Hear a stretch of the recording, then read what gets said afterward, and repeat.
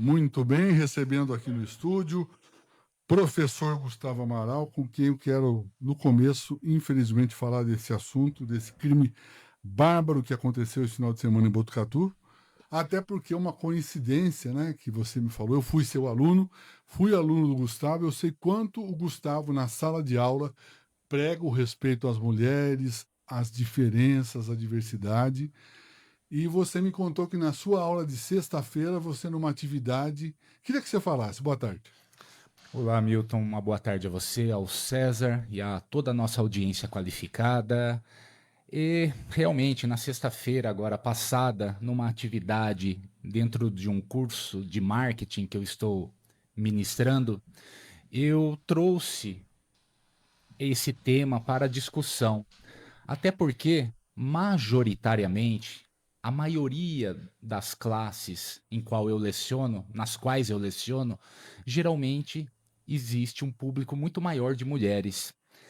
E aí, considerando que lá no início do ano, nos 6 primeiros dias, 6 mulheres foram assassinadas que vieram à tona, né? A divulgação da imprensa que veio aí à tona, porque a gente não sabe o que acontece, infelizmente, pelo interior do Brasil, que muitas vezes nem relatado é.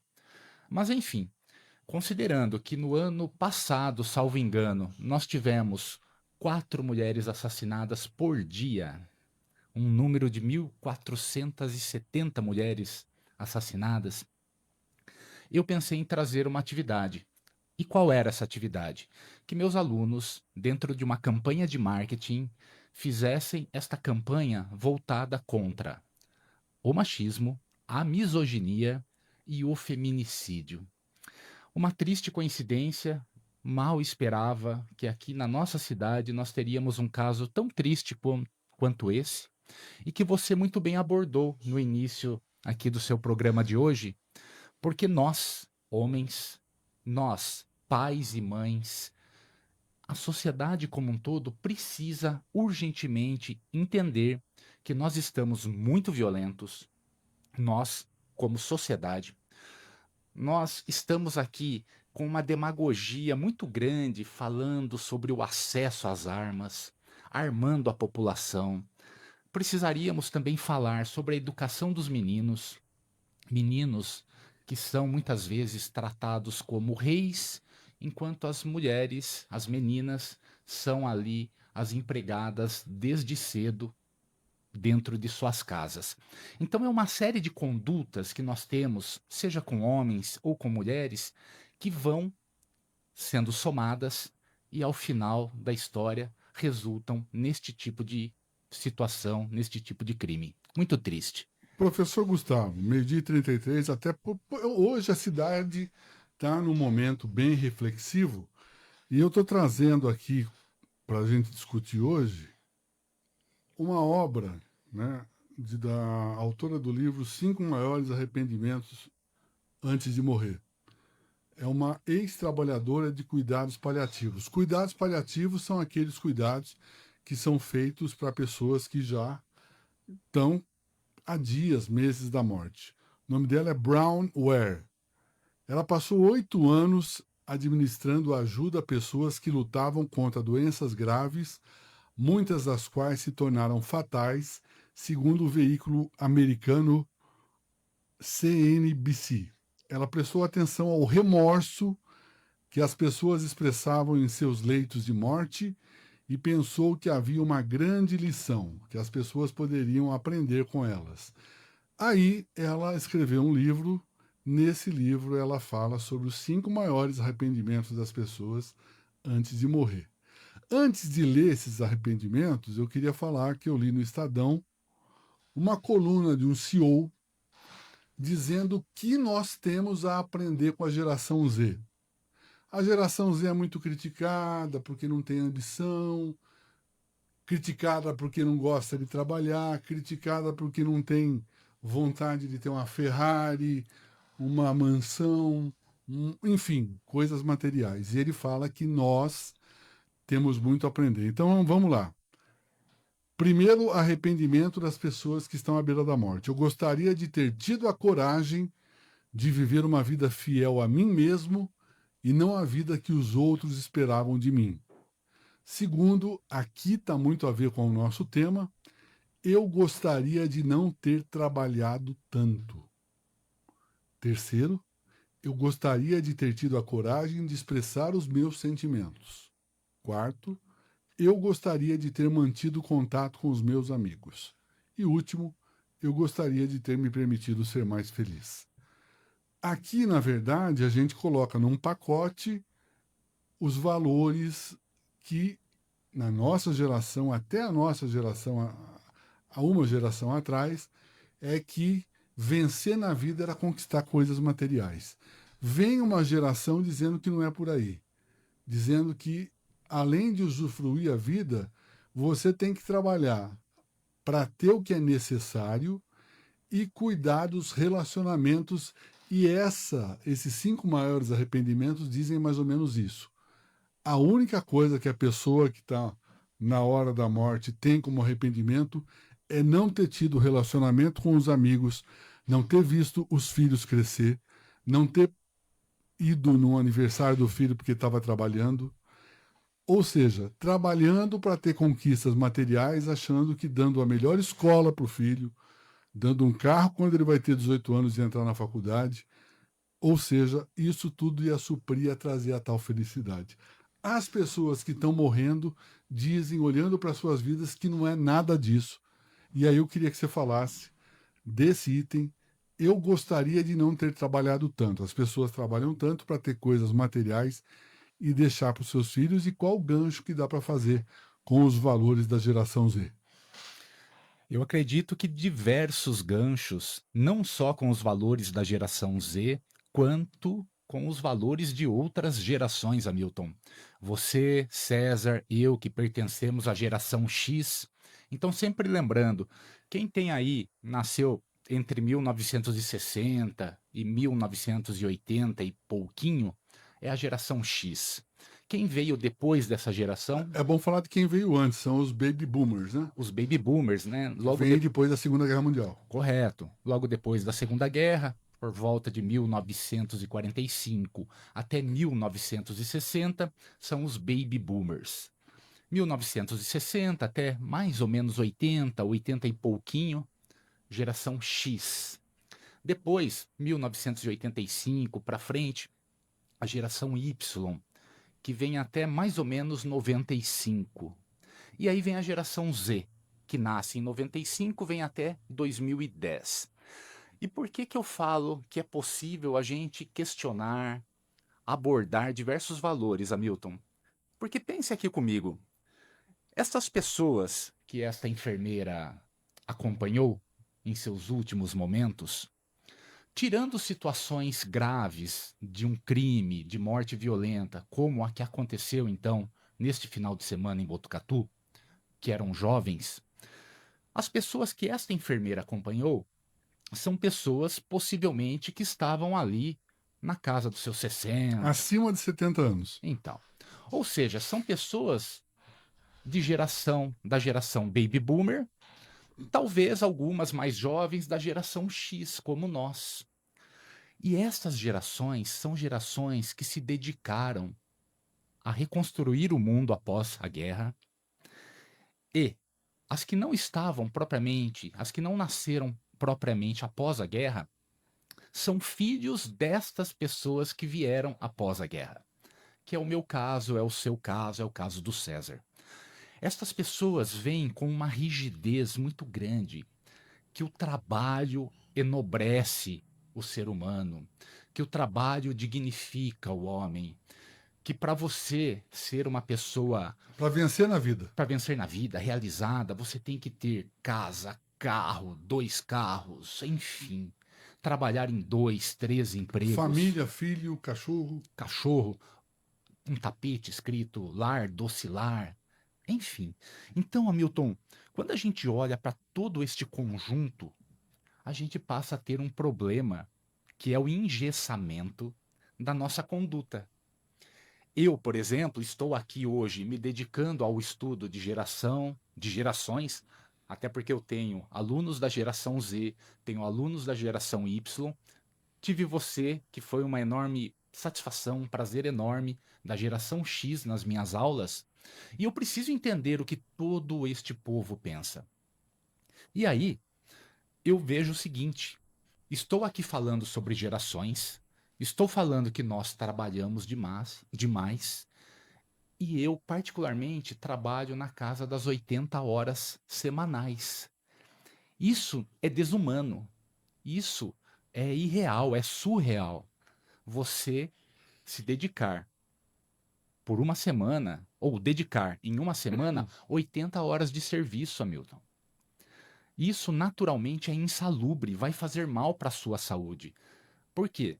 Você deixa de se alimentar bem, deixa de dormir bem, deixa de se exercitar, deixa de conviver com os amigos, trocar aquela ideia sobre o mundo, sobre a vida.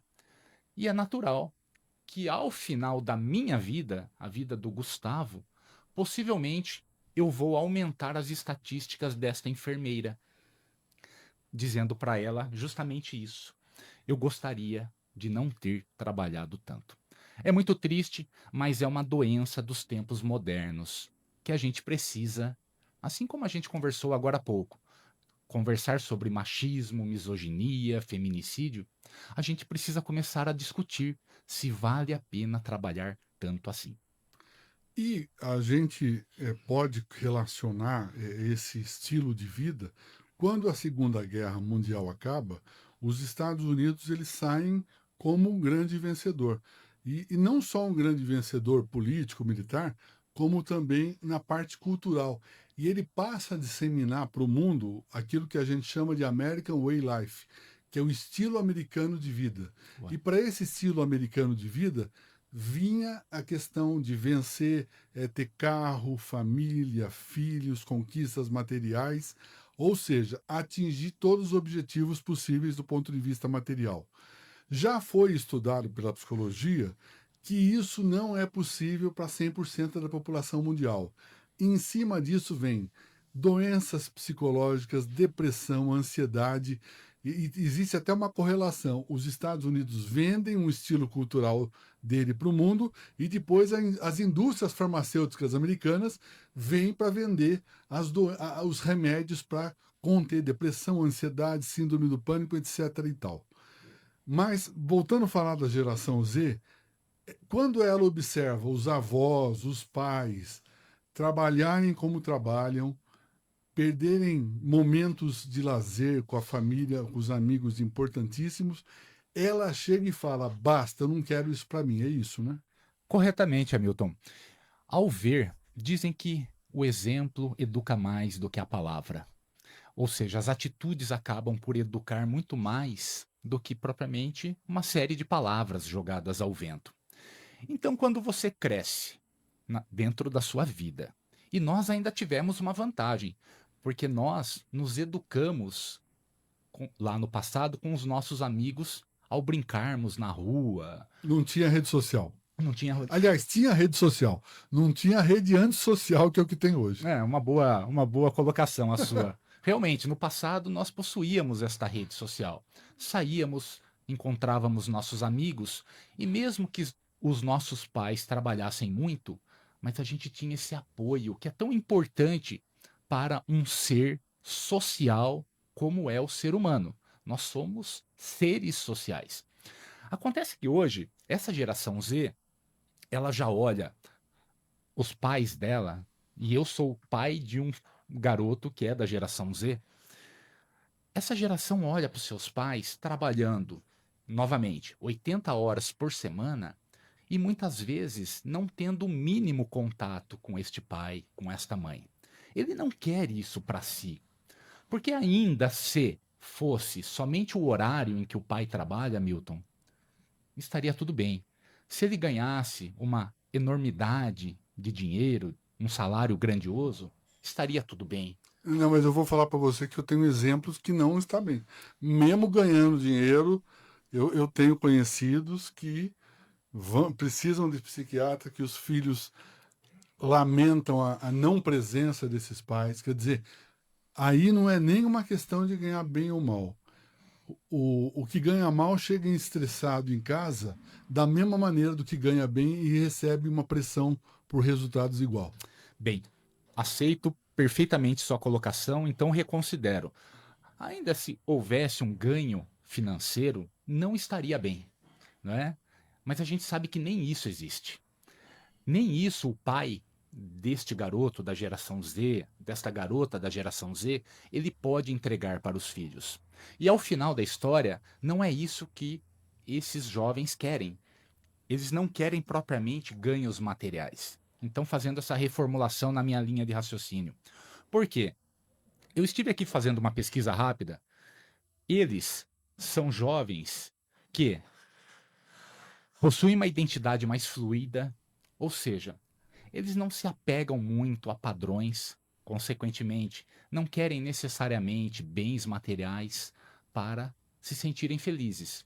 Mas eles, por exemplo, são cidadãos do mundo que querem conhecer o máximo de pessoas, o máximo de locais possíveis, Andam de transporte público numa boa ou numa bicicleta, ou numa não têm o bicicleta, sonho de ter um carro zero. é isso mesmo. Então, quando você tem dentro deste combo de comportamento uma pessoa que não se apega aos mesmos valores que nós, de outras gerações, nos apegamos, você passa a ter pessoas que vão olhar para outros valores. Neste caso, valores que deveriam ser defendidos por nós, que deveriam ser conquistados por nós, ou dependendo do ponto de vista, que a gente nem precisaria estar aqui discutindo, Hamilton. E o que eu estou querendo dizer? A gente não precisaria discutir aqui se a pessoa trabalha 8 horas por dia. Agora, na Argentina, aprovaram a reforma trabalhista, Vai trabalhar 12, né? vão trabalhar 12. A gente deveria estar discutindo aqui se 6 horas trabalhadas por dia são suficientes. E as outras 18 horas que você tem no dia, 8 para você dormir e descansar e ter saúde, e as outras 10 horas para você poder sair com seu filho, fazer a sua atividade física, ficar simplesmente em casa, descansando, parado, olhando para a natureza, enfim. E também, desculpa, Por favor, à colocar vontade. nesse tempo o transporte para o trabalho. Aqui, eu acredito que as pessoas, em média, no máximo, quem mora no extremo da cidade e trabalha na Unesp, leva o quê? Meia hora, vamos dizer, meia hora em média. Mas em cidades como São Paulo, Campinas, sei lá, as pessoas chegam a levar de 2 a 4 horas para chegar no trabalho e para voltar mais 4 horas. Perfeitamente. Então você tem aí 8 horas de trabalho, mais 2 horas. Vamos ficar aqui com um valor bem razoável. 2 horas para se deslocar, para ir, mais duas para voltar. Só aí nós temos 12 horas, pelo menos. Considerando que você deveria dormir 8 horas, te restam 4 dentro de 24 horas. Para quê? Para cuidar do seu filho, para limpar sua casa, para cozinhar, para estudar e tentar melhorar de vida. A matemática não fecha, Milton, infelizmente. E também não fecha, Gustavo. Estamos conversando com o professor Gustavo Amaral. A matemática também não fecha, porque se todo mundo atingir esse modelo de ter carro, casa, ar-condicionado, tudo, já está mostrando o planeta não aguenta. O meio ambiente não aguenta, entendeu? Não há produção de alimentos, de água, material plástico que vai ser, inclusive, nós vamos repetir aqui, um plástico ele demora até 100 anos para se decompor e nós estamos chegando ao risco de daqui a alguns anos não ter mais vida marinha, não ter peixe para comer porque o oceano está sendo tomado de plástico. Então essa vida moderna e essa vida dita como perfeita do ponto de vista material, ela é inviável. Eu concordo plenamente. Eu entendo que essa engrenagem do mundo é uma engrenagem tão pesada a ponto de eu dizer que ela não poderá ser parada. Mas eu não quero acreditar nisso enquanto eu estiver aqui lutando nesta vida. Né, tem até uma frase do padre Júlio Lancelotti que diz: um dia a morte irá me encontrar, mas ela me encontrará lutando. Eu acho fantástica esta frase, Hamilton, porque eu preciso, assim como eu tenho você aqui, o César e toda a nossa audiência, dizer para vocês que ou a gente para esta engrenagem com muito esforço, com muita luta, muita batalha, ou realmente o mundo não irá suportar. Então, de novo, nós tivemos esse evento trágico no final de semana aqui em Botucatu. A gente precisa sentar de uma maneira muito séria e discutir uma série de pontos que você trouxe na abertura do programa. A gente tem agora aqui, falando da geração Z, uma série de outros pontos que vão impactar na sua qualidade de vida, na qualidade de vida dos seus filhos, na própria dinâmica de uma sociedade. A gente precisa sentar e discutir. E temos outros tantos pontos que, se nós deixarmos essa situação prosperar como sempre veio prosperando, a gente vai chegar num momento de ruptura da própria existência humana. Infelizmente, é o que o Luiz Felipe Pondé fala. A sociedade a continuar como está, nós vamos voltar para o tempo das cavernas e o salve-se quem puder. Existe uma música do Barão Vermelho que trata também sobre este assunto, com um olhar muito mais voltado para a violência, é verdade? Mad Max, né, César? Quem assistiu o filme Mad Max? Sim, o cinema sempre criando supostas ficções, mas que tem toda a relação com a existência humana, né? Essa música do Barão, ela se chama Seremos Macacos Outra Vez, né? No intuito, obviamente, de dizer que a gente está agindo de uma maneira muito destrutiva, muito visceral.